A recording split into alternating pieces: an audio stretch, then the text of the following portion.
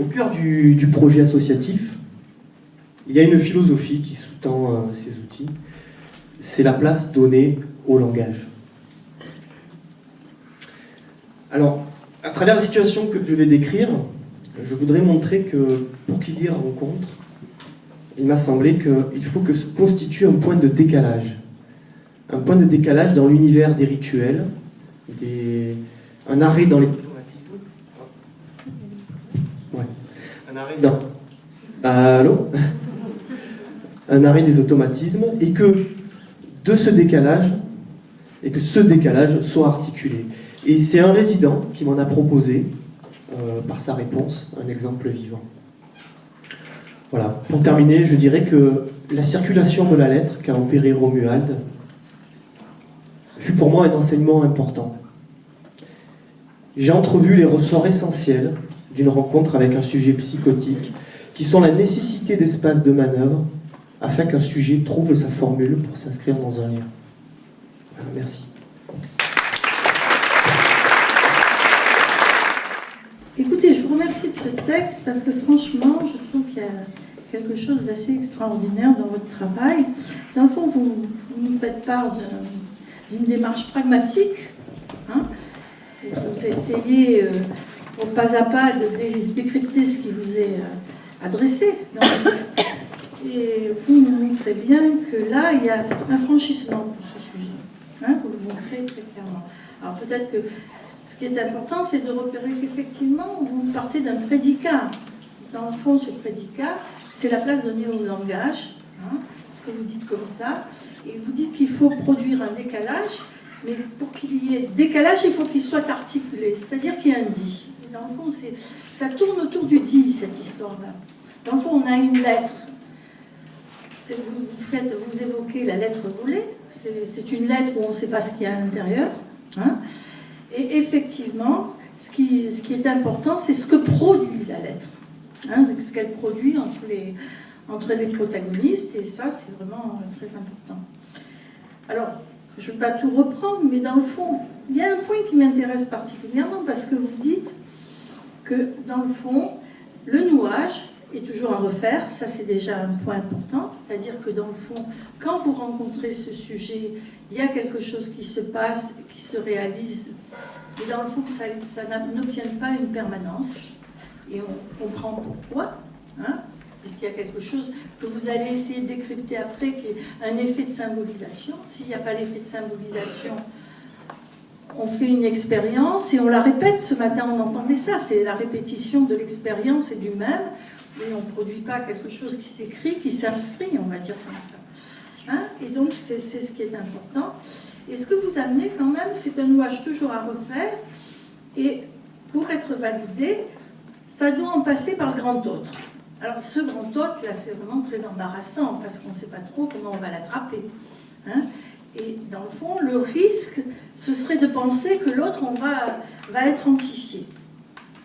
Mais vous le montrez, l'autre, c'est l'autre du langage, c'est-à-dire c'est ce dit l'autre, c'est ce qui se dit et ce qui s'écrit. Hein, et je crois que c'est là que vous réalisez votre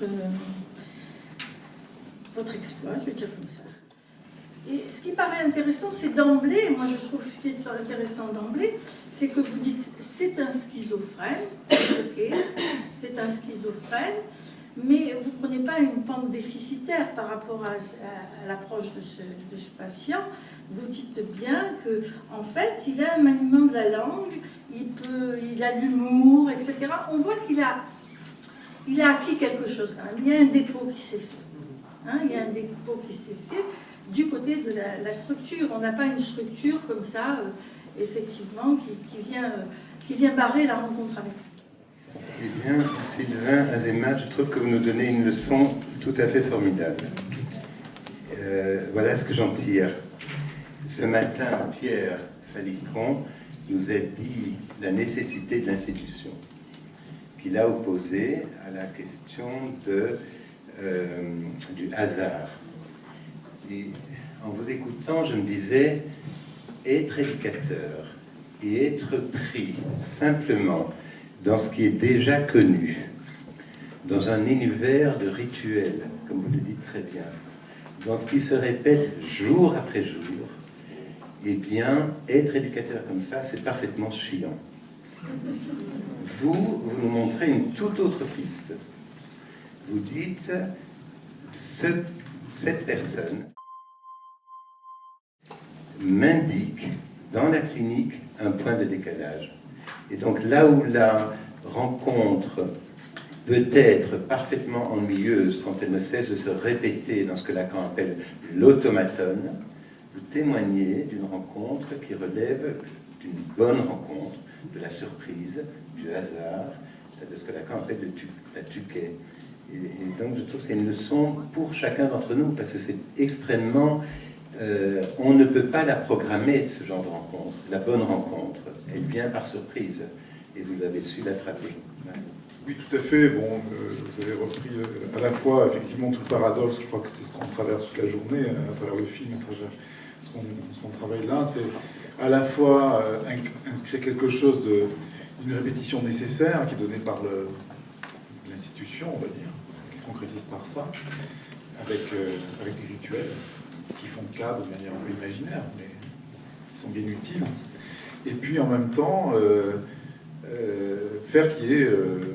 ne pas faire, c'est là où c'est bien difficile d'en parler, faire que le hasard qui n'est pas programmable, comme vous le dites très bien, on se trouve devant une aporie, c'est-à-dire un impossible en fait. Hein. La rencontre, c'est quelque chose qui est du côté de l'impossible.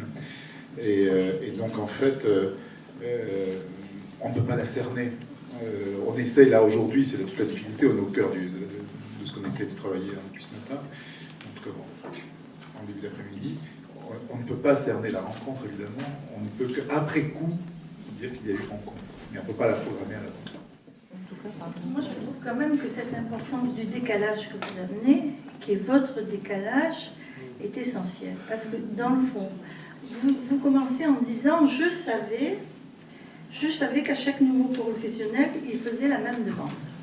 Et ça, c'est vrai que c'est quelque chose d'écrasant. Quand on sait qu'on va être confronté à ça et qu'on est confronté. Hein. Et dans le fond, vous saviez, mais on pourrait dire que vous êtes piqué au jeu de la demande de l'autre et au-delà de la demande de l'autre. Hein. C'est-à-dire, vous dites à un moment donné, je n'étais qu'un éducateur, que ce petit autre. Et dans le fond, c'est ça. C'est là que vous aviez à être. À être simplement vous, ce petit autre, hein, qui pouvait recevoir cette demande sans pour autant user d'un savoir qui aurait écrasé la demande. Hein. Je crois que c'est là que vous opérez, et dans le fond, hein, qu'il y a une opération qui s'effectue pour le sujet. Hein. J'insiste là-dessus parce que... Oui, dans l'introduction, Lacan, dans l'introduction de ses écrits, il montre bien qu'effectivement, hein, il s'agit que le message ne revienne de l'autre sous une forme inversée, mais il dit que dans le fond, si ça se réduisait à ça, ce ne serait pas avec grand intérêt.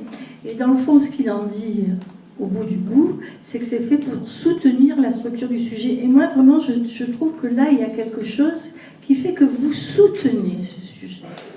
Et vous dites sujet schizophrène, et dans le fond, ce que vous faites, c'est que vous le soutenez dans sa démarche.